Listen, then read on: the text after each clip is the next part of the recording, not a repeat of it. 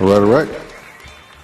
Good evening and good night, and welcome to the It's Your Perspective Talk Show. It is Thursday, November 5th, 2015. It's about 8:02 p.m., and my name is David, a.k.a. Kimba, a.k.a. Christian. This is the It's Your Perspective Talk Show every Tuesday, Wednesday, Thursday, 8 p.m. until. We do have a telephone number tonight, 340-201-9005. You can also text us on that number as well. Most importantly, you have to go to our website, streaming live from the vi.com. That's the site you have to go to see the show tonight. And we do have a very special guest in the studio, a reoccurring guest. This gentleman has been here from the very beginning with us. And I'll tell you guys, well, you should know who he is already via my Facebook post. But as I continue here, I just want to say that we are in a high-tech, low-tech studio, coming to you from an undisclosed location here in St. Croix, Virgin Islands. No radio, no TV, internet only. Get your Android, your Apple iPhone, get your tablet, your iPad, your Mac, or your Windows PC, and you'll be able to see the show tonight. All recorded live shows are on YouTube and Ustream.tv. Search for our channel. It's Your Perspective. Like us on Facebook as well. We have two Facebook pages, one for the website and one for our talk show name. What else? I want to give a shout out to CHS class of 1982. That's the year that I'm representing here. Shout out to Vanessa, Julie, Sharice, Roshima, Quiet Storm Smith, Audrey Brown, Jeanette Guzman, and many others that have helped us out in the last 2, 3, 4 months with the guest co-hosting. We hope to see you guys back soon, and that'll be great. But most importantly, to all our guests that have come on the show from the very beginning, thank you so much. You guys make the show. The show is about our guests. What else? We're on Twitter. Tweet with us.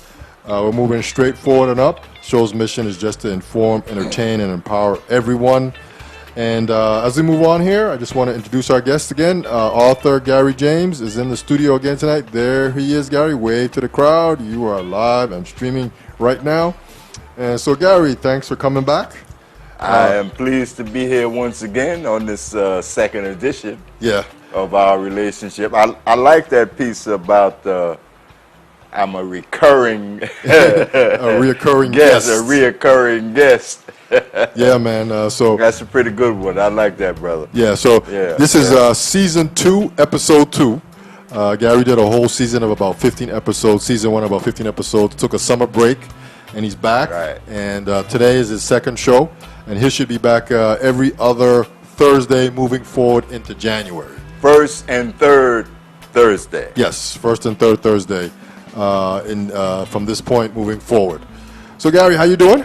Everything is love, brother. Okay, man. I'm pleased to be back here and pleased that we had some rain.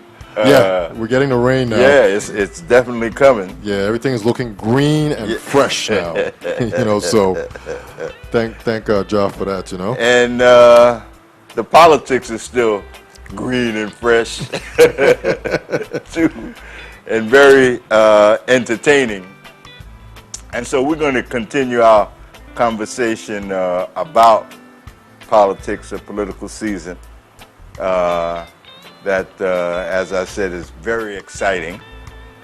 But of course, I want to touch on, but first we're going to talk about politics, but what I want to touch on the point that we made during our last program, and that is, in my considered judgment, black voters in the 19th and 20th centuries had an emotional relationship with the Republican and Democratic parties. And currently, here in the second decade of the 21st century, black voters remain emotionally connected to the Democratic and Republican parties. So we'll develop that conversation a little further, but we're going to touch on these exciting presidential politics that seem to have captured the imagination of everyone. And there are some interesting developments that the presidential nomination process has generated. highlights as well as spectacles. So, and also perhaps there's some lessons that can be learned from the highlights as well as spectacles.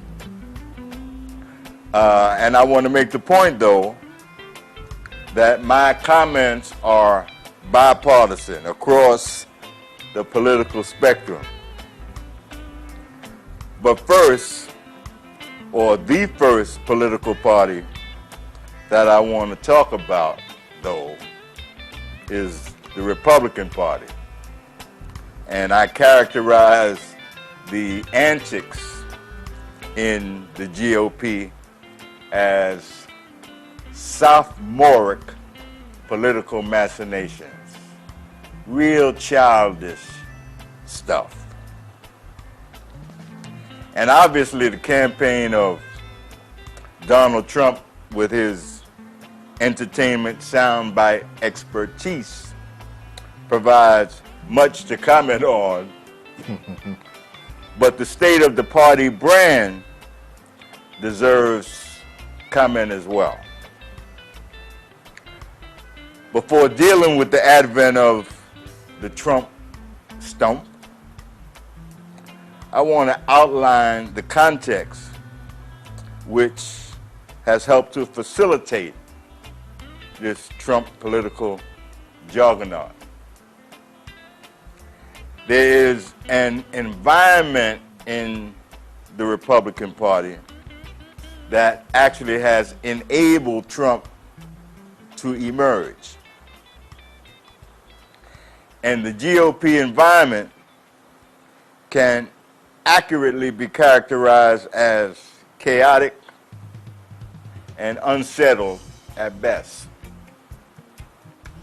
And we are well aware that nature abhors a vacuum.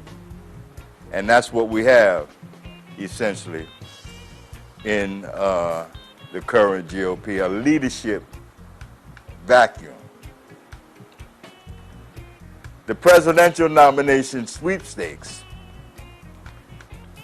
is only the most current politically ridiculous maneuvers generated by the social conservative wing of the GOP vis-a-vis the Tea Party.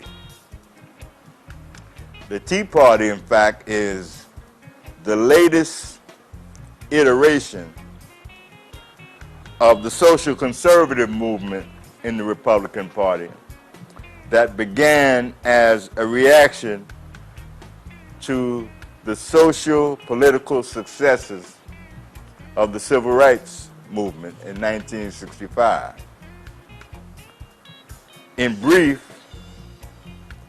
the Tea Party has hijacked the political narrative of the GOP, and this minority group of social conservative activists and political operatives are in fact struggling with the party's mainstream establishment for total control.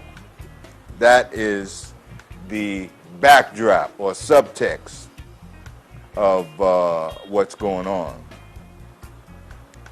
The root of the problem is the political acquiescence of the Republican Party establishment for the past 4 decades. For the past 4 decades, the GOP establishment acquiesced to the right wing and the objectives of the right wing. And as we know, that's a social conservative objective.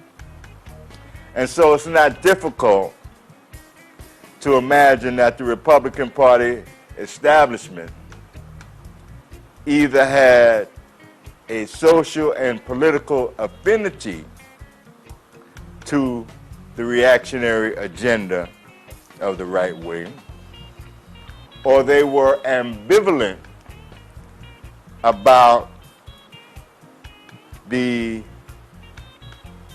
objectives of the social conservative wing. And so they went along. Currently, the social conservative wing of the party, which amounts to no more than 20% of the party, is waging a civil war with the majority GOP. So it's not just the campaign antics that we see in this presidential nomination process. There's some other stuff going on that is central to the problems that are essentially unseen within the Republican Party. The right wing has successfully rebranded the once diverse and progressive party of President Lincoln. They branded it into a social conservative political stronghold. Hence, the Republican Party has become synonymous with social conservatism,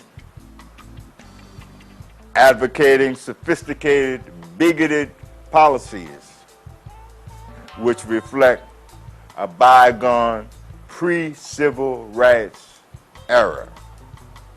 That's where the conservative movement is coming from. They reacted to the successes of the civil rights movement and migrated to the Republican Party because they were defeated by the influx of blacks and minorities into the Democratic Party. The infiltration of the Democratic Party by the civil rights movement chased the racist Democrats out, and they took or set up home in the Republican Party, and they are in the process of changing the brand from progressive and progressive and eclectic to conservative. So while a cathartic process is underway in the Republican Party, the fact remains that the GOP, such as it is, has removed itself from a competitive position in presidential electoral politics. Over the decades, the impact of the social conservative wing of the party has, in fact, caused a political constriction that narrowed the political brand with the party, and that constriction, in addition to an attrition of black folk and Hispanic folk who were stalwart Republican supporters up to the Reagan administration, that constriction that developed from the social conservative movement in the party caused those stalwart black and Hispanic Republicans to bolt the party. So now the Republican Party has no competitive potential to win in general presidential elections. They can do local stuff state-wise, but in terms of the national sensibility of the American voter, they are out of the ballpark in terms of that. So enter candidate Donald Trump. Excuse me. That is the environment that enabled Trump to emerge. But in addition to the political environment in the GOP, there is a broader cultural phenomenon that paved the way for Trump to do his political walk through the tulips. Specifically, there is a pervasive soundbite culture, a popular entertainment culture, and there is the infotainment news media. The infotainment news media is about seeking ratings, and their operations also include topical issues, manufacturing topical issues. That is one of the things that these guys do. The press manufactures stuff, and that leads or drives the public debate very often. And so many events conspire to create the platform for the professional reality TV entrepreneur that is the Trump guy. It enabled him to dominate the public narrative and in fact steal the political show, because everything seems to be about this reality TV scenario or infotainment news or fun. Ain't nothing serious. It's about fun. Oh, we had fun. You have fun. This was fun. Hence, reality TV has become reality TV. And this is where we are. And we can't get serious because nobody's serious. The political ascendance of Donald Trump is a case in point that the acquiescence of the Republican Party establishment to the machinations of their right wing over the decades has been costly. And GOP ambivalence to their stalwart African American and Hispanic Republican base was lost due to the attrition that followed the Reagan era.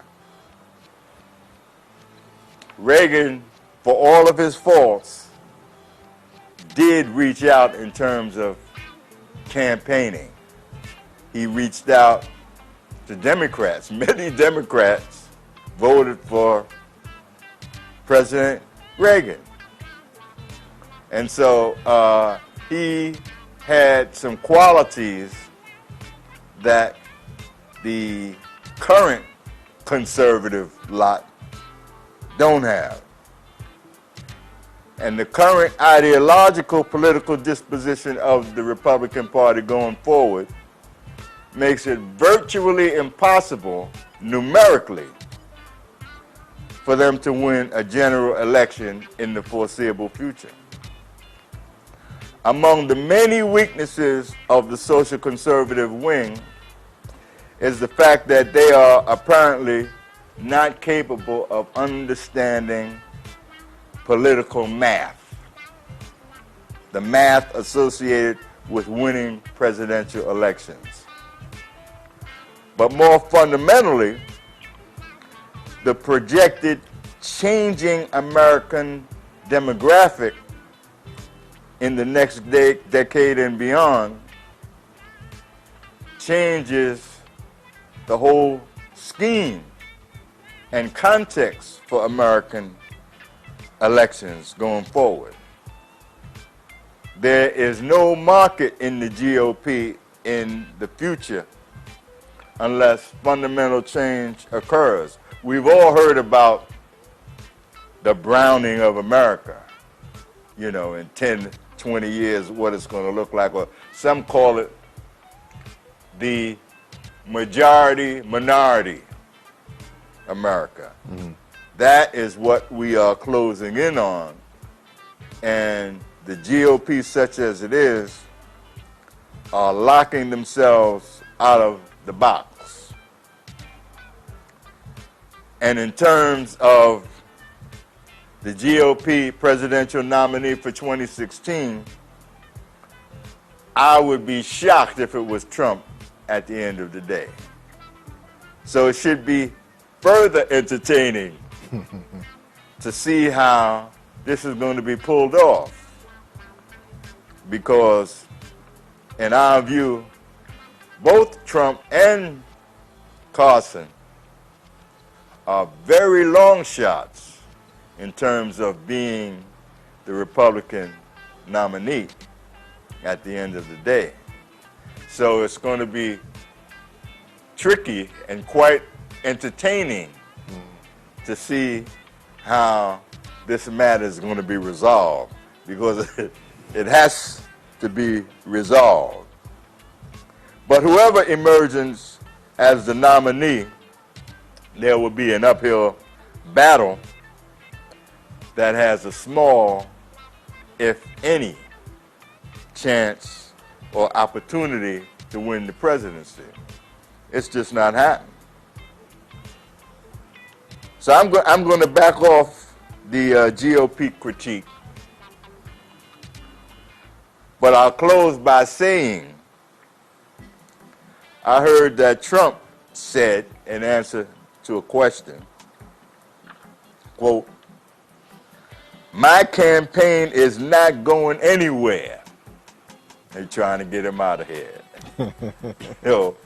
But the way he answered it is a double entendre. It could be read both ways. My campaign ain't going nowhere, meaning it ain't going nowhere. Or my campaign ain't going nowhere. So, or maybe it's a Freudian slip. We don't know. But I thought it was interesting, the double entendre that he ripped off. But I'm not going to deal with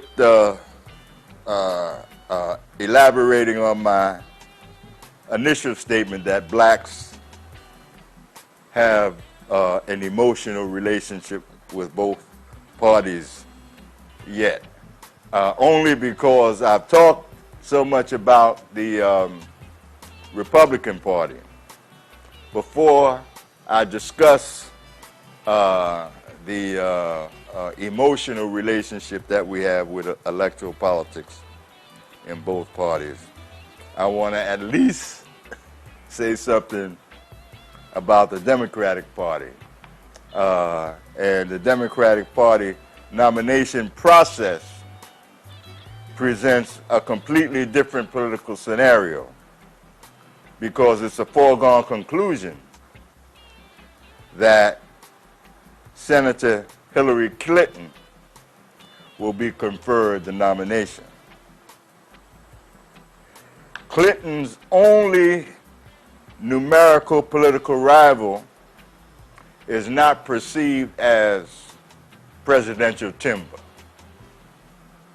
And moreover, his social democratic credentials will not resonate with the 21st century electorate.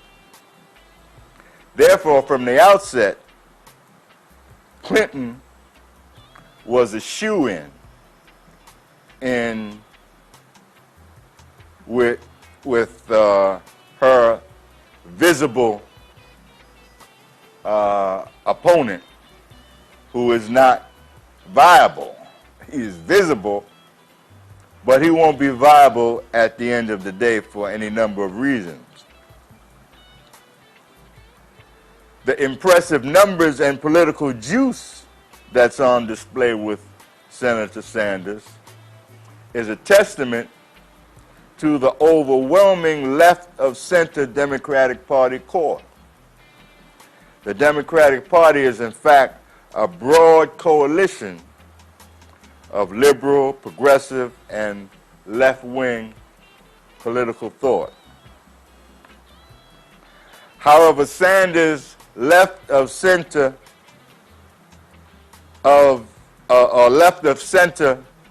wing of the political party is strong on ideology from liberal to radical, and there is an orthodoxy in the Democratic Party that manages political minority politics, which is a whole nother thing. From the myriad political issues that occurred during the civil rights period to the recent successes of gay rights and LBGT community advancement, political minority politics is in the wheelhouse of the Democratic Party. Therefore, the Democratic fortunes of candidate Clinton are emerging as the electoral process continues toward the general election. But while advancing the rights of political minorities for the mutual benefit is laudable, the party of the people have targeted the middle class. They're not saying anything about poor people. In fact, they are ignoring the plight of the poor, the Democrats. We've observed Pope Francis in his recent tour. He spoke on behalf of the poor. The Democratic Party has thus far mentioned nothing regarding the welfare of the least of these. The Pope's constant refrain regarding the welfare of the poor made me notice that the poor is never mentioned in presidential candidates' political pitch. In both parties, candidates in both parties. The words of Pope Francis caused me to make the comparison with the political rhetoric of the parties on behalf of the middle class. As I reflected on the lack of honorable mention of the poor during the political campaign, both parties continually mentioned that the middle class was decreasing in numbers. That is the closest they got to mentioning the poor. The middle class is decreasing in numbers. Well, what are they? Let's talk about the least of these. Instead of working to help the increasing numbers of poor people, because that's what's happening, to help them advance to the middle class, the candidates in each party articulate the same strategy of building up the middle class. What's up with that?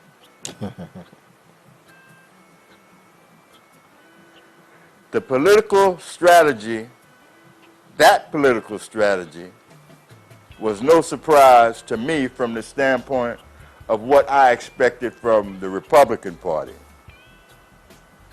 But I was a little surprised that the Democratic Party candidates articulated the same exact strategy, helping the middle class, without mentioning the poor.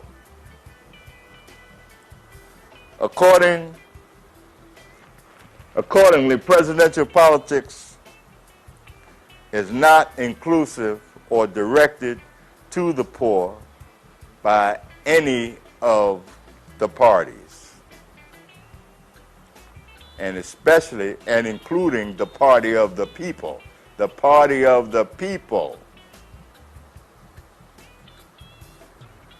I'm going to talk more about the state of the Democratic Party politics, but I want to talk about that assertion I made that black voters have an emotional relationship with the Democratic and Republican Party during the remainder of this conversation, because I see time is fleeting. I also would add that in addition to the emotional relationship with the major political parties, it is my view that black voters serve as political pawns in the game of political chess. And political chess is how electoral political business is done. During our last conversation, I made the analogy that black voters are playing political checkers, and the game of politics is a game of political chess. The political checker game is analogous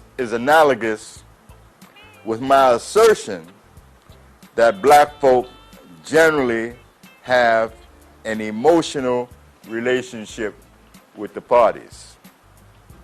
Our emotional relationship with the parties began in the 19th century in the context of the anti-slavery movement.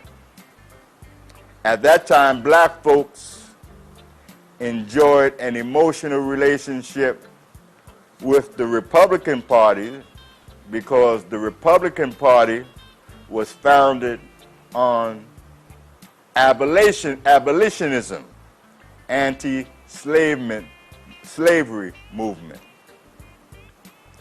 Therefore, black folk obviously wanted to be free, and so they signed on to the Republican Party in the interest of their emancipation.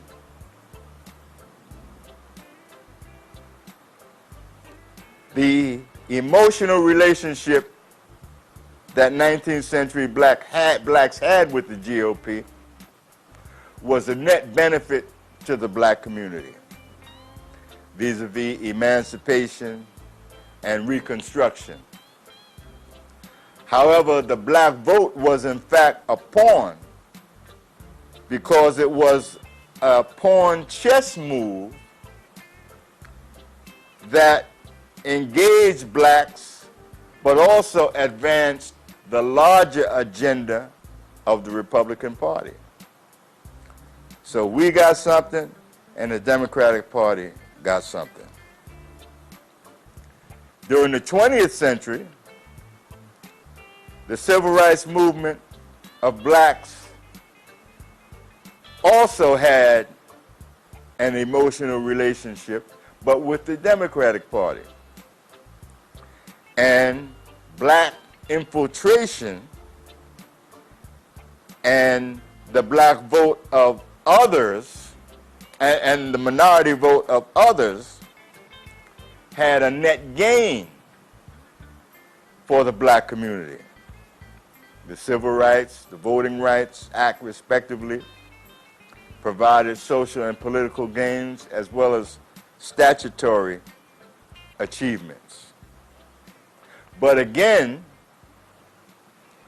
the black vote was applied as a pawn move which addressed civil rights issues that advanced the black community, but the broader issues associated with wresting control of the Democratic Party from the social conservatives by the liberal and progressive wing of the Democratic Party that was also accomplished. So we got civil rights, and the white Democrats got control of the party. So, again, it was a pawn move. Because although we got benefits in the 19th century,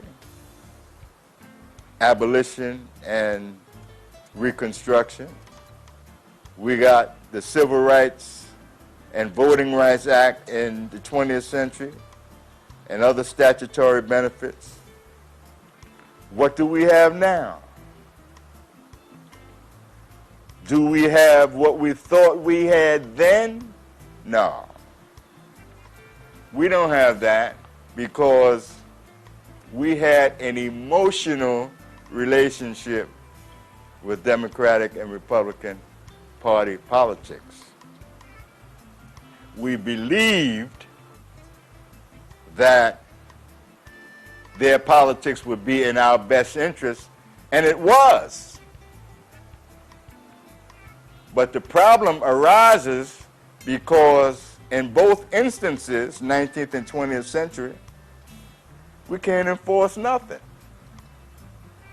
Black folk are still the weakest of the political minorities in America. Although we've been here the longest and the most, we are the weakest political minority in America compared to other minorities in terms of political leverage. We're weaklings, politically and economically. And so we have to understand the weaknesses and the liabilities associated with how we are doing politics. That's very simple. Here in the second decade of the 21st century, black electoral politics continues to be a political pawn in the broader agenda of the Democratic and Republican Party. Initiating some fundamental initiatives may generate a quantum leap in the effectiveness in which electoral politics is done in the black community in particular, and poor communities in general, the general public, because the same deceptive information is what the general public consumes. And so the general public has this emotional relationship with the parties and facilitate our responsibilities as seniors with a vote that doesn't go anywhere because we do not sufficiently understand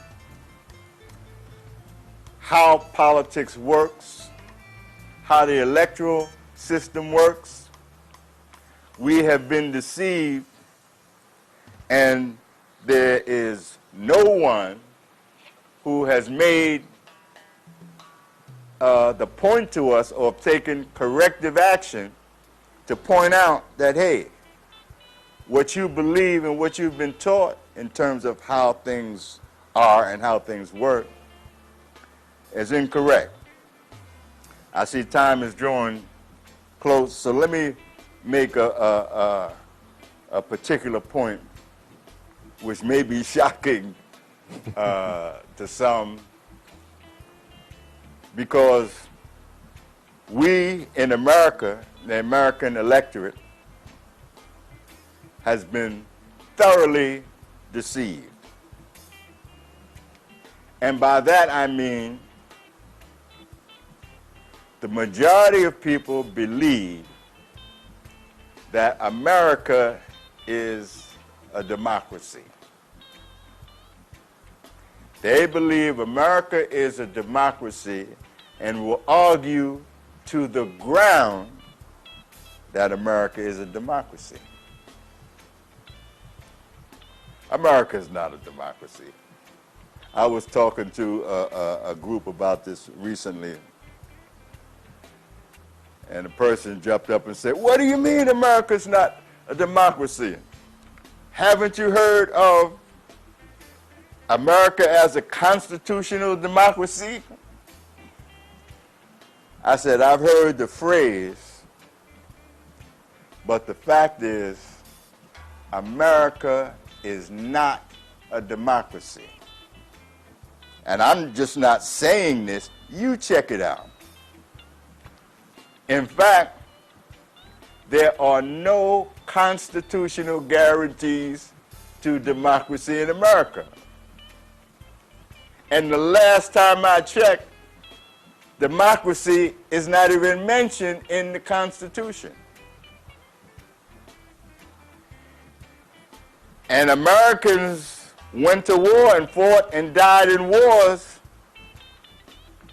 to save democracy in America and to save the world for what? Democracy. It's a big deal. Emerging countries and economies are touting democracy. America is considered by Americans and most people in the world as the quintessential democracy. But as I pointed out, America is not a democracy. America is a constitutional republic. That's what America is.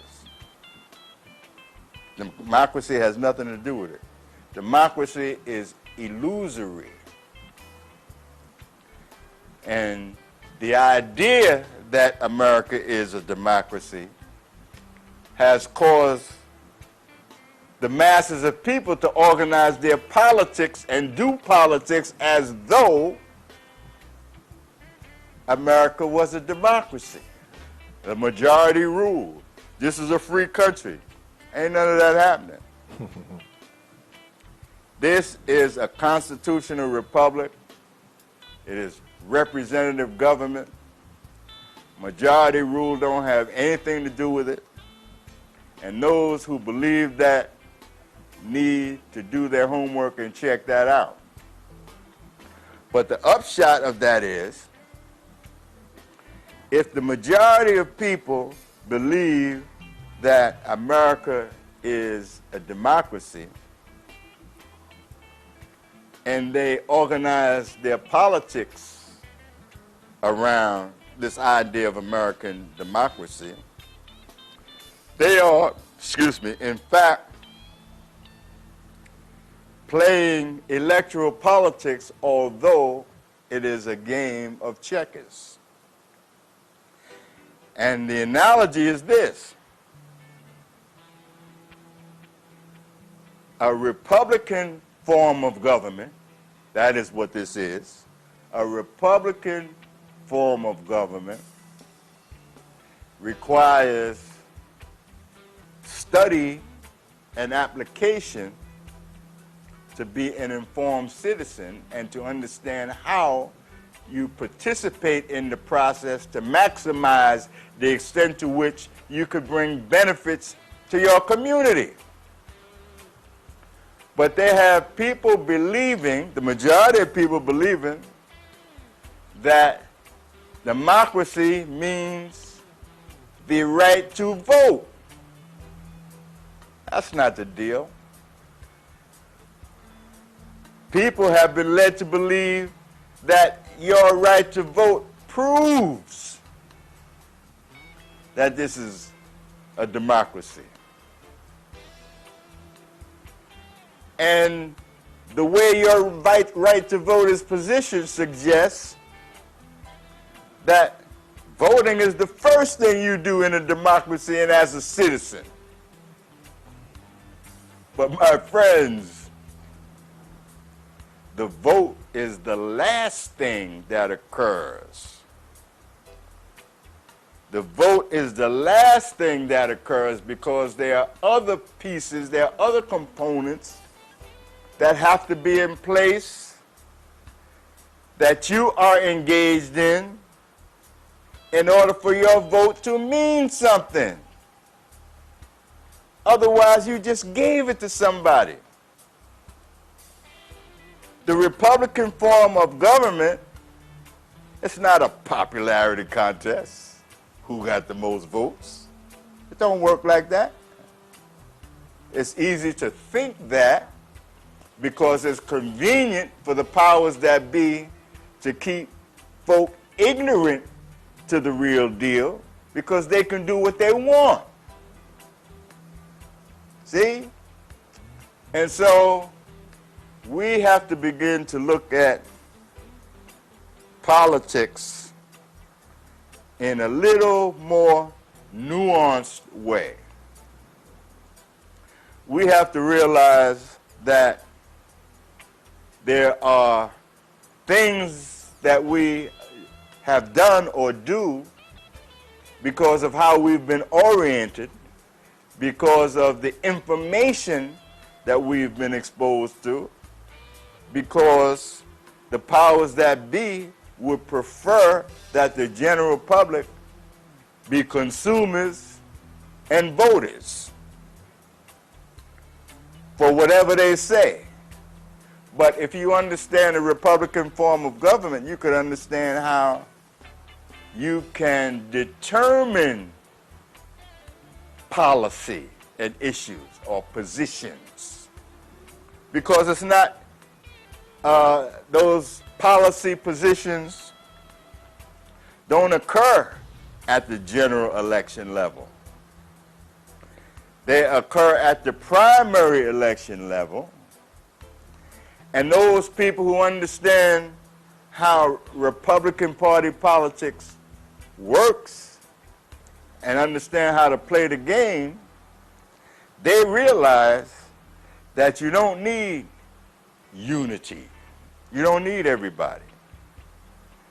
You don't need solidarity. You don't need to get together. The Tea Party is 20% of, at most, of the Republican Party electorate. The Tea Party knows how to play the game. See? So 20% of the Republican Party is in control of the narrative and have raised so much hell that they're fighting with 80%, and they minimize the extent to which the party can prevail and succeed. But they don't care about that because they're interested in some other stuff, which does not necessarily meet the eye. And so we have to begin to understand things with a little more depth and begin to do things a little differently, especially as it relates to electoral politics, because the Democratic and the Republican Party are not friends to black folk on one hand and the other ones are enemies. It's not about that. It's not about being in one basket or the other, because that's what we've done. What we haven't done is finance our own electoral political objectives. We didn't put up no bread. And during the civil rights period, we didn't put up any money. The civil rights movement occurred based on the largesse and financing of white paternal fathers. That's what happened. And after those successes occurred, in 1965, money dried up because civil rights was successful. You got this and you got that, but we didn't understand the game, so everything we thought we had, we lost. And we were not in a position politically to defend what we thought we had because we were not deployed strategically within electoral politics. We were dealing with friends versus enemies. That's not the political process. That's not electoral politics. Or that is electoral, but there's a difference between electoral politics and community politics. Community politics is based upon the permanent interest of that given community. That is what political community politics is about. It's about the art of the possible, not the art of compromise on the community level. The art of the possible. What do we need? How can we go about maximizing the extent to which we can get the outcome we want? By going to this party or that? No. So there's a lot of things we have to rethink. We have to rethink political power. Political power is nice, but we don't have it. Individuals have political power and maybe influence, but a community doesn't have political power. A community has or has not leverage. They have political leverage. If you have political leverage, you can get your objectives satisfied. You see? So we don't have political leverage. We are not organized to obtain political leverage, and we don't even think about political leverage. We think about power, political power. That's individual. And the guy who has that political, or female who has that political power, they may not do nothing for the people. They may have that power in order to achieve some personal stuff. Many people are so inclined to use their power and influence for personal stuff because that's what happens. So you see people in power, and that's what they do. And most of them get away with stuff. Some get caught. And when others arise to that position, it's my turn. You see? And so the same thing occurs because we are looking at politics, electoral politics, and community politics as sophomores, as people who have agency, who have the potential to be citizen government. We have the potential to wag the tail as opposed to the tail wagging the dog. But there's a lot of stuff that we're not doing. And so during our conversations, we will bring up these things as they emerge in the news and general public during this political season in the United States mainland and here in the Virgin Islands. We're going to look at this stuff as it occurs. We're going to comment on the process as a whole, and how we may be able to maximize the process on our behalf. But we're going to examine how it works and how others are using it, because we need to learn how others are using the process, because we haven't been using the process. We have to learn how to play political chess, because we've been playing political checkers. And in order to have a strong chess game or political chess game, you have to know the pieces. You got to know how the pieces move. You have to coordinate the pieces. You have to know where your adversary is coming from. You have to think ahead of your adversary and anticipate how your adversary is coming. And it's a 24/7 arrangement in politics. A chess game could be long. It could take a long time. And that's the point of politics. It's not something that occurs on election day, and then you get mad because these dudes didn't do what they said they were going to do or they were supposed to do. Politics 2.0 is a concept that we're going to talk about. Politics 2.0 going forward during our conversations applies to political leadership.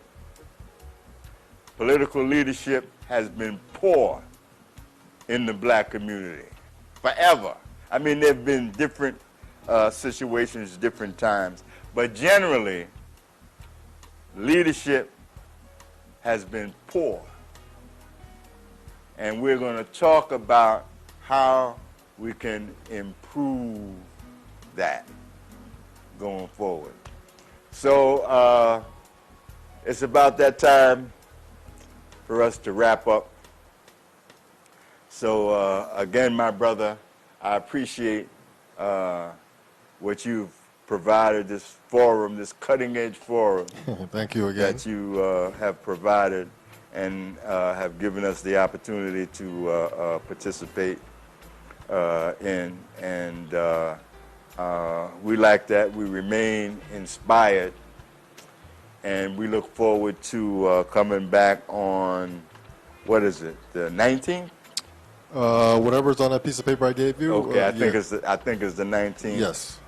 And continue our conversation. I'm sure there'll be events that occur in the interim that we may want to talk about and explore.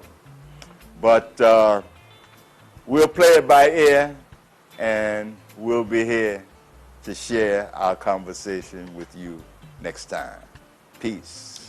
All right. That's author Gary James. Once again, I just want to say thank you for coming out. He's a long-time visitor to our studio here since we started in April of 2014. Thank you for coming out and continuing with us. He'll be back on November 19th. That's 2 weeks from today with episode number 3. Season 2, episode 3 coming up on November 19th. And I just want to say that this is the HO Perspective Talk Show every Tuesday, Wednesday, Thursday, 8 p.m. until. Our website is streaming live from the vi.com. We're in a high-tech, low-tech studio. We have 2 Facebook pages. I want to give a shout-out to CHS Class of 1982. We're on Twitter. Tweet with us at VI Perspective. We're moving straight forward and up. The show's mission is just to entertain, inform, and empower everyone. And once again, I just want to say thank you to author Gary James right here in St. Croix, Virgin Islands. On that note, we do have a show tomorrow night, Friday. We'll be back tomorrow at 8 p.m. with some more guests lined up. On that note, have a good evening, and we'll be back tomorrow night. Peace.